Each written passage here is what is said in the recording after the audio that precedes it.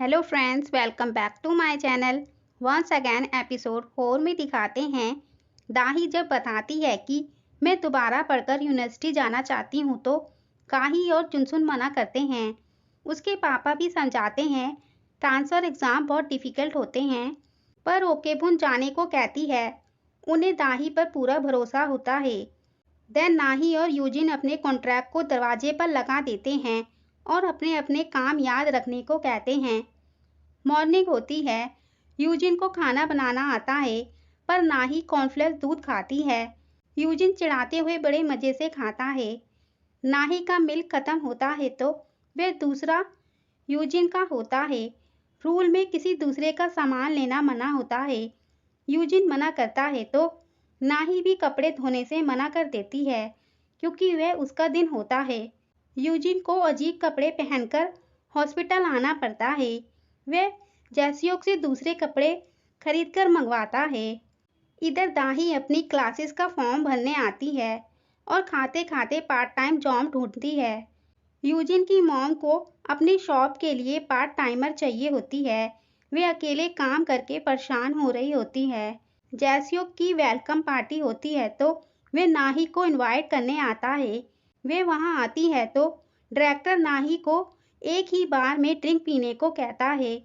नाही मना करती है तो डायरेक्टर वह गिलास नाही के बदले यूजिन को पीने को कहता है, पर नाही उसे खुद पीना चूज करती है।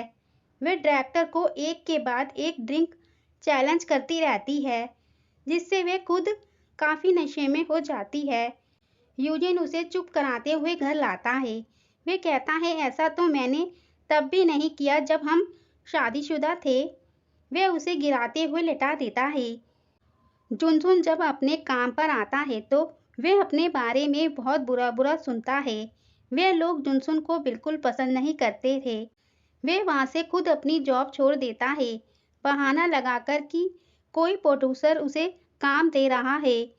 जब वह जा रहा होता है तो वहां पर काम कर रहे दो लड़के जॉनबुक और जॉनसू भी उसके साथ चलने को कहते हैं। इधर नाही और यूजिन अपनी डिवोर्स की बातों पर झगड़ा कर रहे होते हैं और ये सब वहां सोया जैसियोक भी सुन लेता है। दाही अपनी क्लासेस खत्म करके जॉब ढूंढने निकलती है। उसे वहां नाही की सास कचरा उठाते हुए दिखती है तो वह हेल्प करने लगती है, क्योंकि दाही का नेचर ही ऐसा होता है। युनजुंग उसे थोड़ी और हेल्प करने को कहती है ताकि वह मार्केट जाकर कुछ सामान लेकर आ जाए। देन दाही वहां की गंदगी देखकर साफ सफाई करने लगती है। युनजुंग जब वापस आती है तो वह सब देखकर हैरान हो जाती है। दाही अपने बारे में बताती है कि उसे और पढ़ना है और वह ट्यूशन की फीस अपनी फैमिली से नहीं लेगी और वह पार्ट टाइम जॉब ढूंढ रही है। युनजुंग को भी कोई पार्ट टाइमर चाहिए होती है काम संभालने के लिए। वे दाही से उस जॉब को करने को कहती है। दाही अपनी जॉब के बारे में अपनी माँ को बताती है। वे उसे वह जॉब करने से मना करती हैं। दाही ओकेजा से धीरे से पूछती है कि वह तो सहेलियां हैं, तो ऐसा गुस्सा क्यों कर रही हैं। ओकेबुन युनजुक को खुद मना करने जाती है, क्योंकि उसने उसके बच्चों को बदकिस्मत जो कहा था। युनजुन ओकेबुन से भीख मांगती है दाही को वह जॉब वहां करने देने के लिए। वे 25% पैसे भी बढ़ा देती है। ओकेबुन मान जाती है और वहां से अपने बेइज्जती का बदला लेकर खुश होते हुए आ जाती है।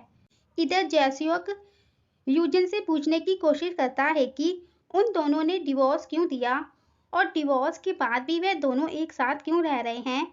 यूजिन उसे इस बात को किसी से बताने को मना करता है और उसे घर बेचने पर 100 मिलियन वॉन की बात भी बताता है।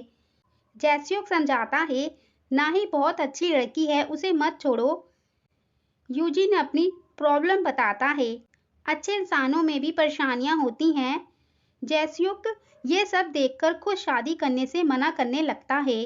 अगर कोई प्रॉब्लम ना आए तो कहीं उसे भी उसकी तरह अलग ना होना पड़े, नहीं तो दोनों में से पहले तो कोई मरेगा और उसे पूरी लाइफ उनकी मॉम की तरह अकेला और दुख में रहना पड़ेगा। यूजिन कहता है, ये सब सोचने का टाइम नहीं मिला मुझे। जैस्यूक बताता है, क्योंकि तुम दोनों एक दूसरे के लिए पागल हो गए थे। वे यूजिन को घर छोड़ देता है। और नाही को बुलाकर उससे भी पूछने की कोशिश करता है, पर वह फनी वे में बताता है कि मैं हमेशा तुम्हारे साथ हूँ, कोई भी जरूरत हो तो उसे बुला ले। वह उसे हॉस्पिटल की बात बताता है कि तुम हॉस्पिटल में तड़ीपार खिलाती हो। उसका मतलब है कि नाही सिर्फ यूजिन के साथ खाना खाती है। देन नेक्स्ट डे वह दिन होता है जब योंगदार हर साल एक मंदिर में जाकर अपनी बहन युनसुक को याद करते हैं, क्योंकि जब वह छोटे थे तो वे काफी गरीब थे। वह और उनकी छोटी बहन के पास एक वक्त का खाना खाना भी मुश्किल से होता था। उन्हें वहां एक औरत उनकी बहन को काम पर रखने की बात समझाती है, ताकि वह 2 टाइम का खाना भी खा सकती है और रह भी सकती है। युंगसुंग रोते हुए मना करती है, उसे अपने भाई का साथ चाहिए होता है। पर योंगदाल अपनी बहन से वादा करते हैं कि मैं तुम्हें वापस लेने आऊंगा। वे उसे अपनी माँ का रुमाल देते हैं कि उनकी याद आए तो उसे देख लेना। थोड़े टाइम बाद योंगदाल अपनी बहन से मिलने आते हैं तो वहाँ कोई नहीं होता। एक औरत बताती है, यहाँ रहने वाले लोग बहुत गरीब हो गए थे, सब छोड़ छाड़ कर वह चले गए और वह बड़ी आंखों वाली लड़की बीमारी से मर गई। उसे कहाँ दफनाया उसे नहीं पता होता। योंगदाल रोते हुए याद करते हैं कि उनकी बहन युंगसुक उनके लिए अभी भी 5 साल की है। देन इसमें न्यू कैरेक्टर को दिखाते हैं, एक औरत चियोंग जो एक बार 2 लड़कियों जूरी और गायुन के साथ चलाती है। चियोंग की अपने बार में शराबियों से लड़ाई हो जाती है, पुलिस उसे जेल ले जाती है, पर वह दोनों लड़कियां अपने जमा किए हुए पैसों से उसे निकलवा लेती हैं। देन वह उनके पास से एक मंदिर में अपने डैड के पास जाती है, पर वह उसके डैड नहीं होते। उनको चियोंग मंदिर के बाहर मिली थी जब वह 6 साल की थी। वे बहुत बीमार थी तो उन्होंने 10 दिनों तक जड़ी बूटी पिलाकर ठीक करा और उसे अपनी बेटी भी बना ली। चियोंग वह काम बंद करने को कहती है क्योंकि वह अब काम से बहुत परेशान हो गई है। देन दिखाते हैं, नाही अपने काम पर आती है तो सब उससे बचकर भागते हैं। उसका एक टीममेट भी उसकी टीम छोड़कर यूजिन की टीम में चला जाता है। नाही यूजिन की मीटिंग में घुसकर चिल्लाने लगती है। यूजिन नाही को समझाता है कि अभी मीटिंग चल रही है, बाद में बात करना, पर नाही यूजिन को सबके सामने चिल्लाते हुए हाथ न लगाने को कहती है। वे दोनों अलग में आके बहुत लड़ने लगते हैं। जीसियोक यूजिन को ढूंढ रहा होता है। वे दोनों अपने डिवोर्स की बातें करके इतना तेज लड़ रहे होते हैं कि बाहर तक सब सुनाई दे रहा होता है। तभी उनकी मॉम वहां आ जाती है। जैस्योक जल्दी से छुप जाता है, पर उसे अपनी मॉम को उन दोनों के पास भी जाने से रोकना होता है, तो वह बीच में फंस जाता है, पर उसे उनको बचाने के लिए अपनी मॉम के सामने आना ही पड़ता है। वे वहां से अपनी मॉम को भगाते हुए बाहर ले आता है।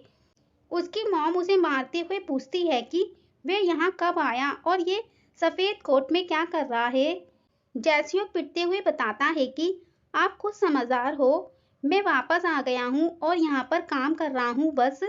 उसकी मॉम उसके कान पकड़कर वहां से ले जाती है और यूजिन को फोन करके चिल्लाती है क्योंकि उन दोनों ने भी उसके यहाँ आने के बारे में छुपाया। वे दोनों को घर आने को कहती हैं। युनजुंग जैसियोक का कान पकड़ते हुए अपनी शॉप पर ले आती है। उसे वहां फिर से पीटते हुए पूछती है कि उसने उन्हें क्यों नहीं बताया। तभी वहां दाही आती है और उसके पीछे यूजिन और नाही। जैसियोक और दाही को एक दूसरे के बारे में याद आ जाता है। वे दोनों शॉक्ड हो जाते हैं। इसी पर ये एपिसोड 4 एंड होता है।